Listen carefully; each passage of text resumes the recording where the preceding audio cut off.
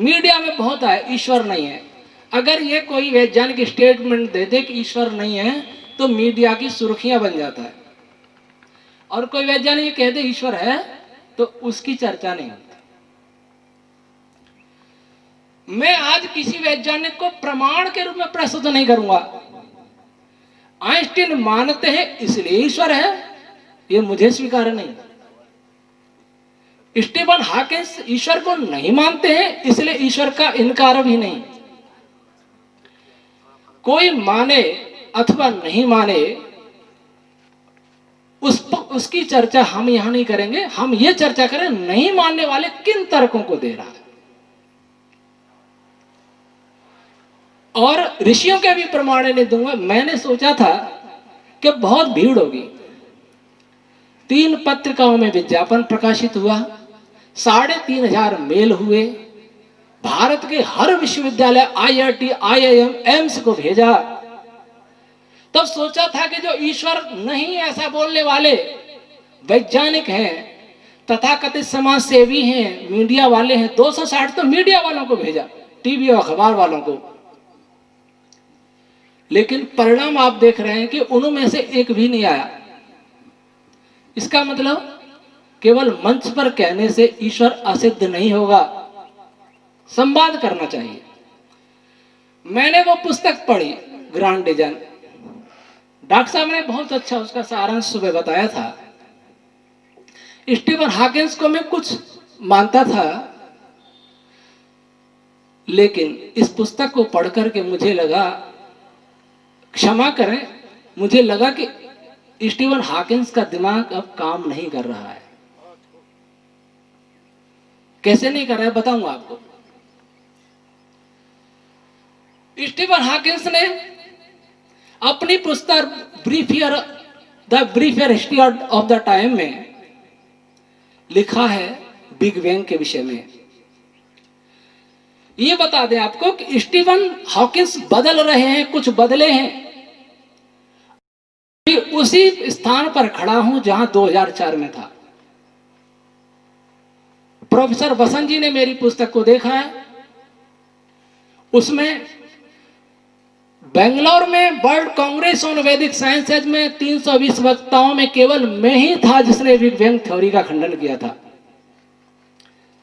सारे प्रोफेसर और वैदिक विद्वान बिग बैंग थ्योरी को बता रहे थे, सिद्ध कर रहे थे वेद मंत्रों से। इंग्लैंड के प्रोफेसर जितेंद्र जी साहब मुझे मिले, उनका व्याख्यान मैंने सुना। मैंने बाहर निकलते पूछा, आप हिंदी समझते हैं? समझता हूं। मैंने आपका गलत बोला, या तो आप मेरे से चर्चा करें या फिर मेरा पेपर सुनना। आभास मित्रा जी का 4 अगस्त 2004 को मैंने एक पेपर के बारे में सुना। उन्होंने ब्लैक होल, आधुनिक जो ब्लैक होल की अवधारणा स्टीफन हॉकिंस की थी, उसका खंडन किया था, और सारे निकाला था कि यदि किसी पिंड का आयतन शून्य हो तो उसका मास भी शून्य ही होगा। मास कहें तो जो साइंस के नहीं है, वह मास को मैं कह लेता हूं उसका वजन शून्य होगा। इस बात को मैंने 17 जून को बिग बैंग थ्योरी को लेकर के लिखा था कि बिग बैंग को माना जाता है कि शून्य में विस्फोट हुआ और अनंत आयतन था, नहीं अनंत द्रव्यमान मास था, अर्थात वजन था, इन अनंत ऊर्जा थी, अनंत ताप था। ये शून्य में अनंत का समाना संभव नहीं है। न केवल शून्य में अनंत का समाना संभव है, बल्कि शून्य में 0.0050 500 बार लगा दो, फिर 1 लगा दो, यह भी समाना संभव नहीं। शून्य में शून्य ही समाएगा। स्टीफन हॉकिंस यही कह रहे थे, और मित्रा साहब के पेपर के बाद एक हलचल हुई। स्टीफन हॉकिंस ने अपनी भूल स्वीकारी, और 16 दिसंबर 2006 को स्टीफन हॉकिंस ने यरूशलेम विश्वविद्यालय में उनका व्याख्यान हुआ। तो उसमें उन्होंने कहा बिग बैंग का जो विस्फोट हुआ उसका साइज बताया है, ब्रीफर हिस्ट्री में साइज बताया है 0 रेडियस अर्थात 0। और उस व्याख्यान में मित्रा साहब के बाद उन्होंने कहा कि उसका आयतन था एटम के बराबर, एक पॉइंट पार्टिकल। 0 तो गया, इतना बदले। अभी शायद 2010 में डिस्कवरी चैनल पर 6 व्याख्यान स्टीफन हॉकिंस के आए थे। उसमें उन्होंने कहा कि बिग बैंग के समय आयतन था एटम के आकार का और बदले अब क्या कहते हैं, ग्रांड डिजाइन में इसके लिए कुछ नहीं कहा है। अब 0 पर आते हैं। मैं आपसे पूछूं, एक कमरे में आप कितने क्विंटल गेहूं भर सकते हैं? तो आप पूछेंगे कमरे का साइज क्या है? मैं कहूंगा कमरे का साइज कुछ नहीं, साइज 0 है। अब बताइए कितने क्विंटल भर सकते हैं? खूब प्रेशराइज करें। फिर आप पूछेंगे नहीं साइज कुछ तो होगा। मैं कहूंगा कि नहीं साइज कुछ नहीं है, तो आप कहेंगे कमरा भी नहीं है। इसका मतलब साइज कुछ नहीं का मतलब कमरा भी नहीं, कमरा भी नहीं है और गेहूं भर दिए अनंत क्विंटल। स्वामी जी, अनंत द्रव्यमान समा गया किसमें? 0। उस समय फिर कहते हैं स्पेस भी नहीं था, आकाश भी नहीं था, टाइम भी नहीं था। मैं पूछा आकाश क्या है? पहले आकाश को बताइए, और टाइम क्या है? तो आकाश और टाइम के विषय में, स्पेस और टाइम के विषय में वर्तमान विज्ञान बिल्कुल अंधेरे में है। अब उनसे पूछो, मैंने 12 प्रश्न, वो आपको भी बताऊंगा क्या क्या थे। अभी कुछ और आ रहे हैं, केमिस्ट्री के प्रोफेसर प्रिंसिपल हैं। 12 प्रश्न कौन कौन से थे मैंने वो भेजे थे। सबसे पहले हमारे बहुत निकट मित्र हैं और मैंने उनसे बहुत सीखा है, डॉक्टर आभाजी मित्रा। उनके विषय में इतना कहूंगा कि आज संपूर्ण संसार में बिग बैंग थ्योरी का जो प्रबल विरोध करने वाले वैज्ञानिक की टीम है, तो उसमें वो बहुत बड़ी हस्ती है।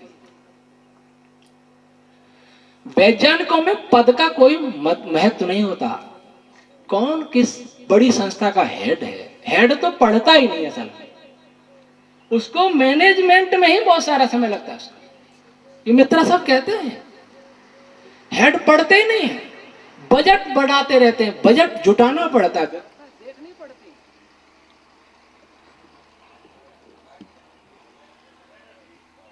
है। सेक्शन हेड, एक बार मैंने उनसे कोई प्रश्न किया कि आप और राव साहब में कौन सीनियर है, या दोनों आ रहे थे, तो एक औपचारिकता होती है। तो उन्होंने मुझे कुछ कहा कि स्वामी जी आपका प्रश्न थोड़ा मुझे अच्छा नहीं लगा। मेरे से सीनियर तो 500 है बीआरसी में, नम्रता है उनकी। लेकिन अभी मॉस्को में जून 2013 में एक सेमिनार हुआ और उसमें 75 साइंटिस्ट सारी दुनिया के आए थे, कई देशों के। उसमें उन्होंने 2 पत्र वाचन किए। एक था बिग बैंग थ्योरी नहीं हुई, ब्रह्मांड अनादि और अनंत है। दूसरा, ब्लैक होल में कुछ नहीं होता, ब्लैक होल की जगह पर इटरनली कोलैप्सिंग ऑब्जेक्ट होता है।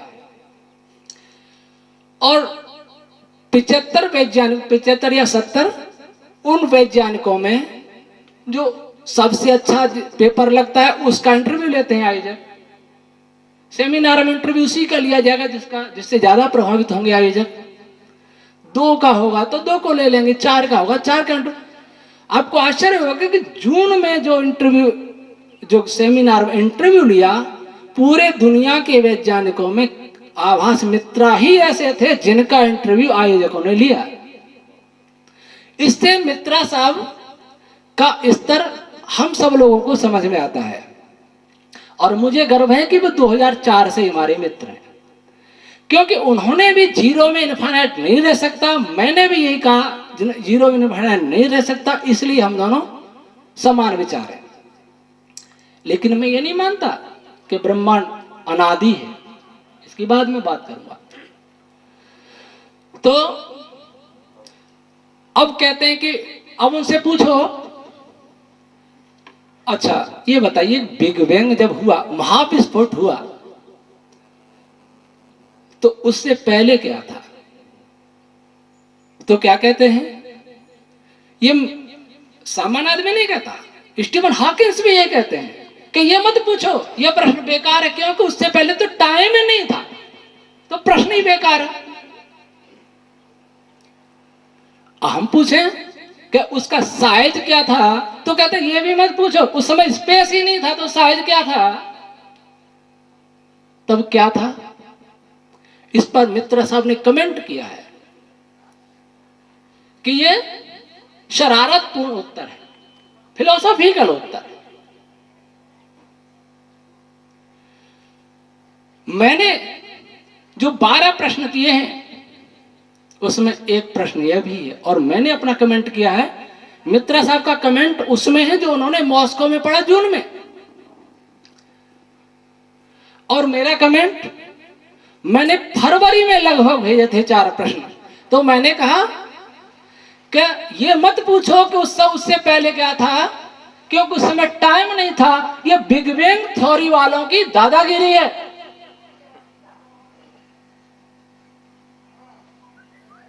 तो मैंने पहले यह प्रश्न किया था, और यह प्रश्न ही मित्रा साहब ने, यही कमेंट मित्रा साहब ने जून में किया है। आप किसी माननीय अशोक जी आर्य और माननीय डॉक्टर रामेश्वर जी अमेटा, प्राचार्य राजकीय महाविद्यालय कुंभलगढ़, मंच पर पधारे, मंच पर।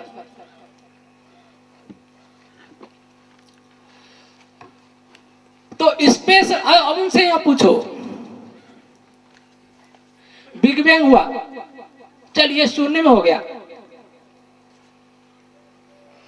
मान लीजिए शून्य में हुआ दुर्जनतोष न्याय से, फिर वो अंदर से जो पदार्थ निकला, किसके अंदर से ये पता नहीं किसी को, शून्य में तो कोई होता नहीं है, किसके अंदर, तो वो पदार्थ वहां से कहां फैल के गया, क्योंकि आकाश तो था नहीं, जब जीरो ही था, आकाश तो था ही नहीं, बाहर क्या था, क्या कुछ था, स्पेस नहीं था, तो पदार्थ कैसे फैला, और किसने फैला है? वो कहते हैं डार्क एनर्जी की कल्पना की। हमने प्रश्न किया डार्क एनर्जी क्या होती है?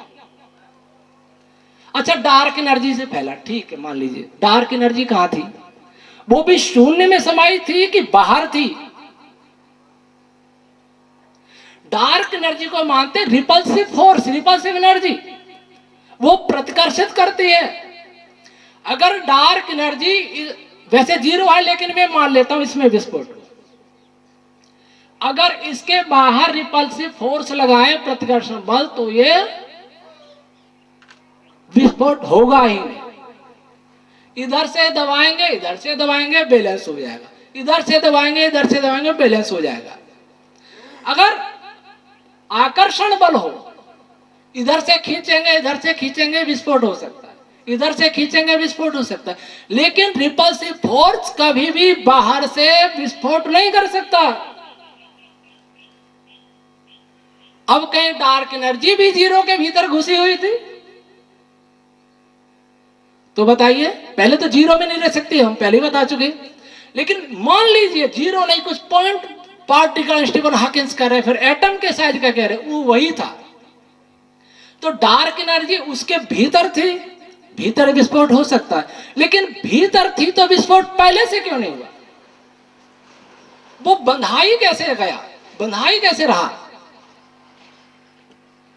कहते हैं पहले ग्रेविटेशन फोर्स प्रबल था, वो बांधे हुए था, फिर डार्क एनर्जी प्रबल हुई तो विस्फोट हो गया। पहले ग्रेविटेशन फोर्स प्रबल था, फिर डार्क एनर्जी प्रबल हुई, किसने किया? ये परिवर्तन कैसे हुआ? ग्रेविटेशन फोर्स की जगह पर डार्क एनर्जी कहां से आ गई? अगर ग्रेविटेशन के फोर्स के साथ ही डार्क एनर्जी थी, तब भी वो दोनों को बैलेंस में रहना चाहिए था। ग्रेविटेशन सदैव आकर्षण होता है और डार्क एनर्जी उनके अनुसार प्रतिकर्षण ही होता है। अगर ये दोनों अंदर भरे थे तब भी विस्फोट नहीं होना चाहिए था। तो हमारा पहला प्रश्न कि जब, अच्छा दूसरी बात, स्पेस नहीं था, एनर्जी किस फॉर्म में थी? एनर्जी किस रूप में थी? अनंत ताप। अनंत ताप में कितने क्वांटाज रह सकते हैं? टेम्परेचर की घात 3 उसका समानुपाती होता है कितने फोटॉन्स किसी एक निश्चित आयतन में रहते हैं। अगर किसी वस्तु का टेम्परेचर घन हो जाए, 3 डिग्री है उसका 27 डिग्री हो जाए, तो अंदर समाये फोटॉन्स की संख्या 3 गुनी हो जाती। नहीं, 27 गुनी हो तो उसका टेम्परेचर 3 गुना बढ़ता है। अब इनफाइनाइट टेम्परेचर था तो उसके अंदर फोटॉन्स होंगे, फोटॉन्स के रूप में थी ऊर्जा, तो उसमें फोटॉन्स की संख्या इनफाइनाइट होगी। अब वो कहते हैं मास भी था। मास कितना था? इनफाइनाइट। फोटोन कितने थे? इन अनंत। और मास कितना था? वह भी अनंत, दोनों अनंत। उसके बाद क्या हुआ? पहले तो विस्फोट ही नहीं हो सकता, पहली बात समा नहीं सकता बिना स्पेस टाइम के। अच्छा, दूसरी बात, एनर्जी का अर्थ क्या है? रिचर्ड पी फाइनमैन, जिनको 1965 में नोबेल पुरस्कार मिला पार्टिकल फिजिक्स पर काम करने के लिए, अमेरिका के थे, उन्होंने लिखा है हम नहीं कह सकते एनर्जी क्या है। मुझे बहुत प्रिय लेखक है, उन्होंने सच्चाई को स्वीकार करने का साहस किया है। उन्होंने कहा हम नहीं जानते फोर्स क्या है, और हम नहीं जानते इलेक्ट्रिसिटी क्या है। बहुत सारी बातें उन्होंने की हैं। मान लीजिए एनर्जी उसकी कोई फ्रीक्वेंसी तो होगी, क्यों डॉक्टर साहब? फ्रीक्वेंसी का अर्थ आवृत्ति, हिंदी में आवृत्ति। आवृत्ति जब होगी जब उसमें एक्शन होगा, कोई क्रिया हो रही होगी, गतिशीलता होगी, और गतिशीलता होगी स्पेस होने पर ही। स्पेस नहीं है लेकिन फ्रीक्वेंसी इनफाइनाइट थी। स्पेस नहीं है यह मैं मानता हूं। वैज्ञानिक कहते हैं एक जगह एक ही कण समा सकता है, लेकिन वेव्स कई समा सकते हैं। ठीक है, लेकिन स्पेस भी तो होना चाहिए वेव्स के लिए। क्या वेव्स के लिए स्पेस की आवश्यकता नहीं?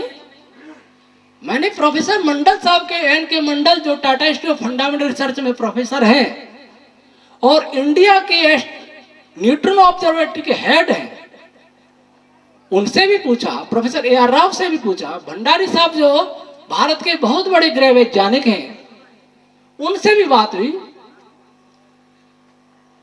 कि क्वांटाज के लिए, फोटॉन्स के लिए स्पेस चाहिए कि नहीं चाहिए? स्पेस तो चाहिए, पर स्पेस तो था ही नहीं पहले तो, फिर भी सब कुछ था। चलिए ऊर्जा के लिए स्पेस नहीं चाहिए, क्या मास के लिए भी स्पेस नहीं चाहिए?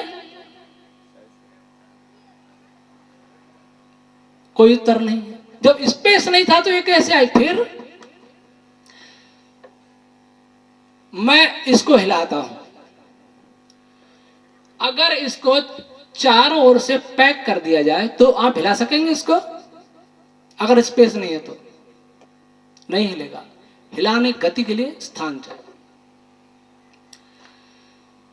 जब बिग बैंग हुआ, होने से ठीक पूर्व स्पेस टाइम दोनों ही, अच्छा दूसरा टाइम नहीं हो तो कोई क्रिया संभव है क्या?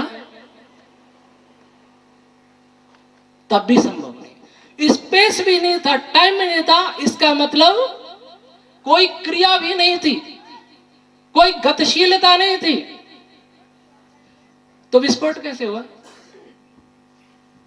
आप पटाखा चलाएंगे तो अंदर पहले क्रिया होगी, उसके बाद विस्फोट होगा। विस्फोट क्रिया का विस्फोटक रूप है, भयंकर रूप है, वही तो विस्फोट है। विस्फोट के लिए नहीं बल्कि हलचल के लिए भी स्पेस चाहिए, टाइम चाहिए, दोनों ही नहीं थे। विस्फोट कैसे हो सकता है? किसमें हुआ? पटाखा बहुत तेज से चला लेकिन बारूद तो कुछ भी नहीं थी, चल गया। और फिर क्या हुआ? विस्फोट के 10 के घात -43 सेकंड बाद क्या होता है ये देखिए। 1/1 लिख करके नीचे वाले 1 के आगे 43 शून्य लगा दो, अथवा 1 के आगे 43 शून्य लगा के इसमें इसका 1 में भाग दे दो, इतना सेकंड। गणना बहुत मुश्किल है। प्लांक टाइम, इतने टाइम पर क्या होता है? मैं नहीं कह रहा, साइंस कहता है। टेम्परेचर वो इनफाइनाइट था, वो टेम्परेचर 10 की घात 32 केल्विन हो गया। जो 10 की घात अनंत था वो आकर के रुका 10 की घात 32 पर। और उस समय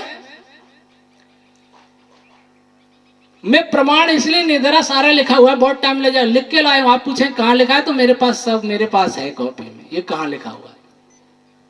ये तो सर्वज्ञात है। पर एक ये अमेरिका की एक पुस्तक लिखी है, मैं बता दूंगा, चाहे तो कोई पूछना चाहे तो देख सकते हैं। उस समय 10 की घात -43 सेकंड बाद इस पदार्थ का जिससे ब्रह्मांड बना है उसका टेम्परेचर था 10 की घात 32 और उसका आयतन क्या था, आकार क्या था? 10 की घात -15 मीटर, एक न्यूक्लियस के आकार। 10 की घात -15, 1 के आगे 15 शून्य लगा दो, उसका 1 में भाग दे दो, इतने ग्राम। और उस समय घनत्व क्या था? डेंसिटी। डेंसिटी पहले अनंत थी, घनत्व अनंत था, और फिर कितना हो गया? 10 की घात 94 ग्राम प्रति क्यूबिक सेंटीमीटर। 1 ml में वजन था समय, 1 के आगे 94 शून्य लगा दे, इतने ग्राम। किलोग्राम बनता है 10 की घात 97 किलोग्राम मीटर क्यूबिक। तो उसका आयतन कितना होता है? 10 की घात -45 घन मीटर आयतन था। जो जीरो था वो आयतन बढ़ के कितना हुआ? 1 के आगे 45 शून्य लगा दो, उसका 1 में भाग दे दो, इतने घन मीटर। तो उसमें मास कितना हुआ? घनत्व में आयतन का गुणा कर दो। मास द्रव्यमान होता है 10 की घात 52 किलोग्राम। उसका समय वजन कितना था? 10 की घात 52 किलोग्राम। और किस वेग से फैला? उसकी स्पीड क्या थी फैलने की? तो स्पीड जीरो टाइम पर है, जीरो। तो 10 की घात -43 सेकंड में कितना फैला है? 10 की घात -15। तो उसकी गति क्या हुई? किस वेग से चला? 10 की घात 28 मीटर प्रति सेकंड। किस वेग से पदार्थ फैला? 10⁻28 मीटर प्रति सेकंड। और आइंस्टीन क्या कहते हैं, सारा संसार मानता है कि 10⁸ मीटर प्रति सेकंड से ज्यादा किसी की भी गति नहीं हो सकती।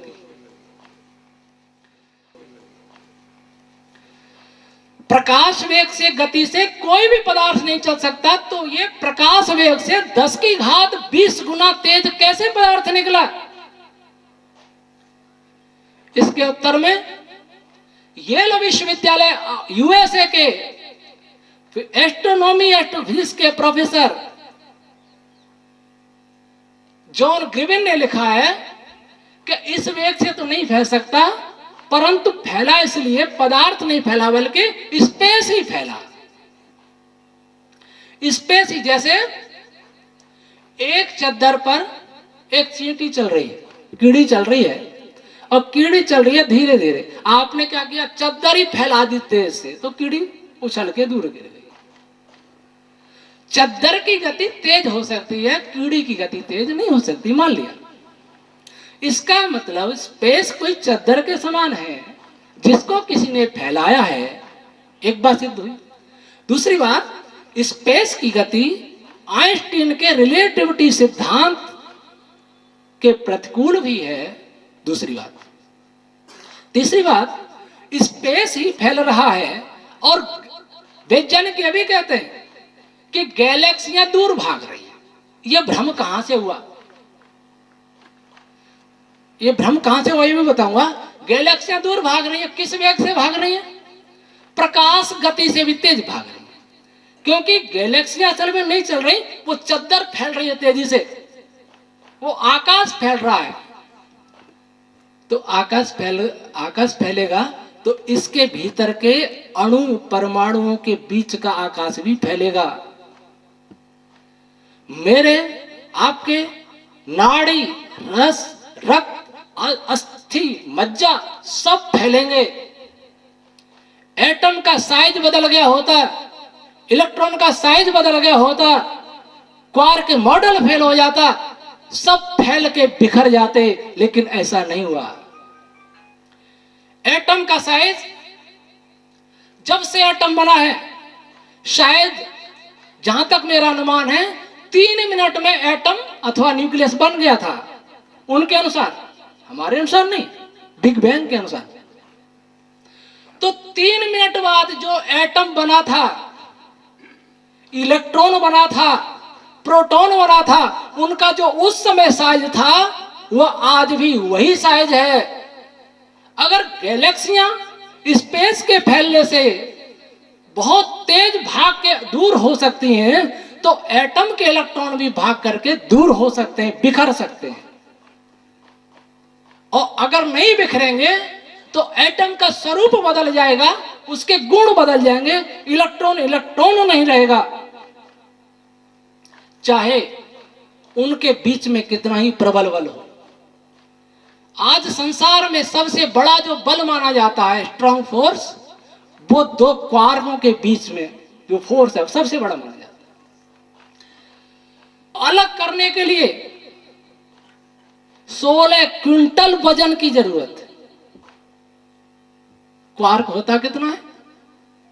मैं थोड़ा एटम की बात भी कर लूं, क्योंकि सभी फिजिक्स नहीं जानते। आप कल्पना करिए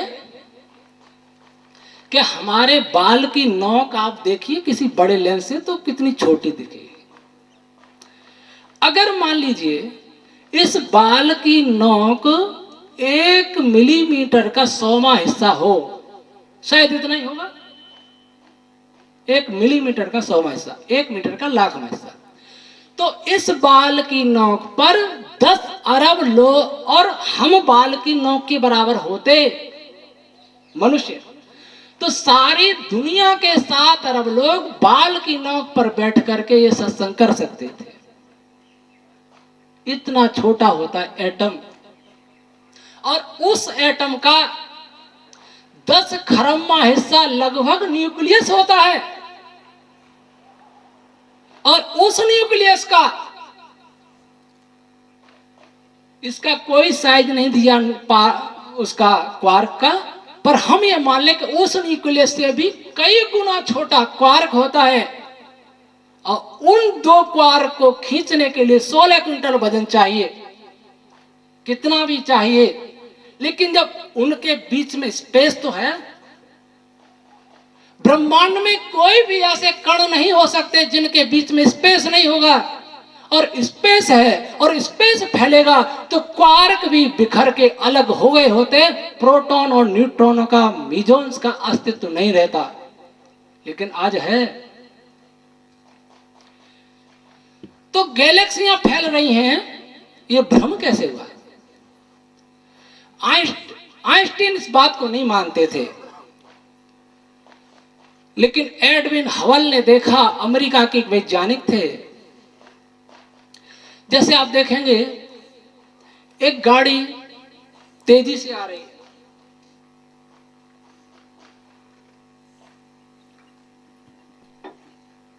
तो वो हॉर्न लगाती आ रही है, तो जैसे जैसे आपके निकट आएगी हॉर्न की ध्वनि तीव्र होती जाएगी, और आपसे दूर जा रही है तो वो ध्वनि मंद होती जाएगी।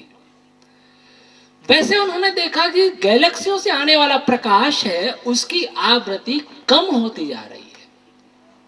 इसका मतलब यह निकला कि जैसे हॉर्न की ध्वनि कम होगी दूर जाने से, वैसे गैलेक्सियां भी दूर जा रही हैं।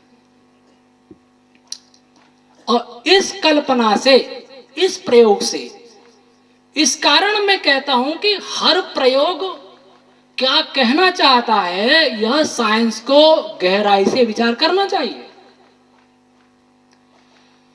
स्टीफन हॉकिंस ने ब्रीफर हिस्ट्री ऑफ द टाइम में इस बात को स्वीकारा है कि अगर कोई वस्तु, सिद्धांत, कोई बात प्रैक्टिकली प्रूव हो भी गया तो भी हम नहीं कह सकते कि वह सिद्धांत पूर्ण सत्य है। अनेक प्रयोगों से सिद्ध हुआ कोई नियम एक प्रैक्टिकल में असफल होने पर असिद्ध हो जाता है। गणित का फॉर्मूला, एक फॉर्मूले से 50 सवाल निकाल दीजिए, लेकिन ऐसा ही सवाल अगर एक नहीं हुआ तो फॉर्मूला फेल हो जाएगा, फॉर्मूला ठीक नहीं। स्टीफन हॉकिंस ने स्वीकार किया ब्रीफर हिस्ट्री में, और उसमें ईश्वर को भी स्वीकार किया है। तो हबल साहब ने जब देखा तो तब लगा कि गैलेक्सियां दूर भाग रही हैं, दूर भाग रही हैं। तब विचार आया कहां से चली, फिर यहां लोग सब दूर भाग रहे हो तो आप जानने की कोशिश करेंगे कौन सा पॉइंट था जहां से सब भागे। कोई पॉइंट होगा, वहां से भागे तो क्यों भागे, कोई घटना घटी। इसके बाद कल्पना जगी कि पहले सब पूरा ब्रह्मांड जीरो में समाया था और उसमें विस्फोट हो गया, ये सब दूर इसलिए भाग रहे हैं। ये कल्पना वहां से चली। फिर एक माइक्रोवेव रेडियो भी मिला, बैकग्राउंड रेडिएशन, बहुत ठंडी किरणें में निकली। मैं बहुत सरल भाषा में समझाना चाहूंगा क्योंकि यह विश्वविद्यालय नहीं है। तब उन्होंने अनुमान लगाया कि ये ठंडी किरणें जो निकली हैं वो बिग बैंग के समय बहुत गर्म थी और गर्म होते होते ठंडी हो गई। तो बहुत गर्म थी, ठीक है, कोई बात नहीं, इसमें कोई दिक्कत नहीं है, लेकिन ठंडी हो गई। ये उस माइक्रोवेव या बैकग्राउंड रेडिएशन जो है उससे बिग बैंग का जो संबंध है मुझे समझ में नहीं आया। इस पर भी नोबेल पुरस्कार मिल गया, और ब्रह्मांड के प्रसारण पर 2 बार नोबेल पुरस्कार मिल गया। सितंबर 2006 में अमेरिकी वैज्ञानिकों को इसी विषय पर नोबेल पुरस्कार मिला। तब 16 दिसंबर 2006 में सूरत यूनिवर्सिटी के साइंस फैकल्टी में मेरा व्याख्यान था। एक है वो भी मेरे साथ थे। तब एक बीटेक नहीं, बायोटेक्नोलॉजी में एक एमएससी छात्र कर रहा था फाइनल, उसने प्रश्न किया इस पर, तो नोबेल मिल चुका। हमने कहा नोबेल से प्रभावित होने की कोई जरूरत नहीं। एक वैज्ञानिक हुए हैं, उन्होंने एडवर्ड हरिसन अमेरिका के हैं, उन्हें बहुत बड़ी पुस्तक लिखी है कॉस्मोलॉजी। उन्होंने एक सिद्धांत किसी दूसरे वैज्ञानिक का वहां दिया है कि लाइट भी थक करके कम फ्रीक्वेंसी की हो जाती है चलते चलते, टाइड लाइट का सिद्धांत दिया।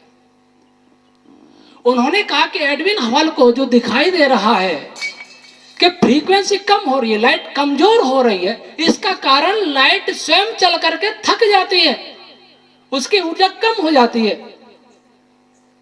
फिर उन्होंने कहा, इस पे आपत्ति भी उठाई, यदि ऐसा होता तो फिर बिग बैंग की हट है। इसलिए टाइड लाइट को आवास मित्रा जी ने माना, क्रॉम्पटन इफेक्ट को भी माना, और भी अननोन रीजंस के द्वारा भी फ्रीक्वेंसी कम हो सकती है।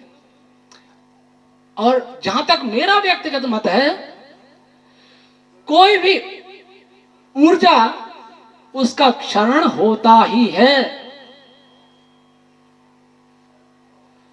क्यों होता है ये फिर चर्चा करूंगा समय मिला तो अब हम ये चलते हैं कि सबसे पहले इनफाइनाइट अनंत ऊर्जा थी, अनंत द्रव्यमान था।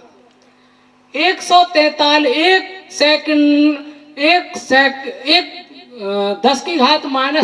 सेकंड बाद ही ऊर्जा भी कम हो गई और द्रव्यमान भी कम हो गया। कैसे? 1 डिग्री केल्विन पर फोटॉन्स की संख्या प्रति लीटर होती है 20,283। ये किसका मत बता रहा हूं? 3 मिनट में क्या हुआ, वो कौन सा नाम है, मैं इसमें देख के बताता हूं। जिनको नोबेल पुरस्कार मिला है उनका एक और सिद्धांत है, स्टीवन विनबर्ग। जब उनके सामने प्रश्न ये आया, शायद उन्होंने सोचा होगा या प्रश्न उठे होंगे कि भाई एक जगह विस्फोट हुआ तो उससे कैसे ब्रह्मांड बनेगा, कैसे फैला, तो उन्होंने एक नया ही एक दूसरा रूप बिग बैंग का बता दिया। वो क्या कहते हैं, बिग बैंग का मतलब नहीं है ये एक जगह विस्फोट हुआ। बिग बैंग का मतलब होता है कि ब्रह्मांड में जगह जगह पार्टिकल्स एक दूसरे से टकराने लगे। वो मैटर नहीं कह सकते, बल्कि वो मैं सबस्टेंस कहूंगा, पदार्थ कहूंगा। पदार्थ सब जगह विद्यमान था और उसमें अचानक विस्फोट हुआ, अर्थात सब एक दूसरे से टकराने लगे।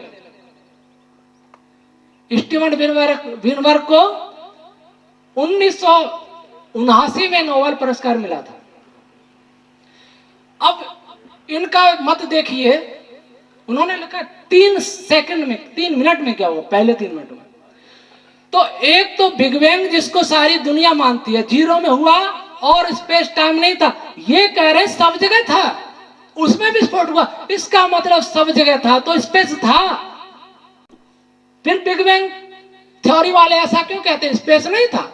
स्पेस नहीं था तो सब जगह पदार्थ नहीं हो सकता, स्पेस नहीं था तो पदार्थ एक जगह भी नहीं हो सकता। वो तो सब जगह की बात कर रहे हैं। तो उन्होंने उस पुस्तक में यह भी लिखा है कि अगर 1 लीटर में कोई पदार्थ है, उसका टेम्परेचर है 1 केल्विन, तो उसमें कितने फोटॉन्स होंगे, प्रकाश के ऊष्मा के तरंग, वो कण कितने होंगे, 20,283। और 3 केल्विन हुआ तो इसके 27 दिन हो जाएंगे 5,50,000 लगभग। तो जब इनफाइनाइट टेम्परेचर था तो उस समय कितने फोटॉन्स हुए इनफाइनाइट?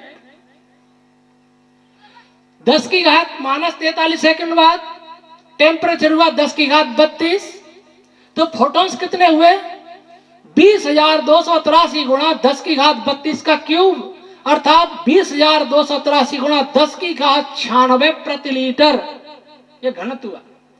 और उस समय आयतन था 10⁻⁻45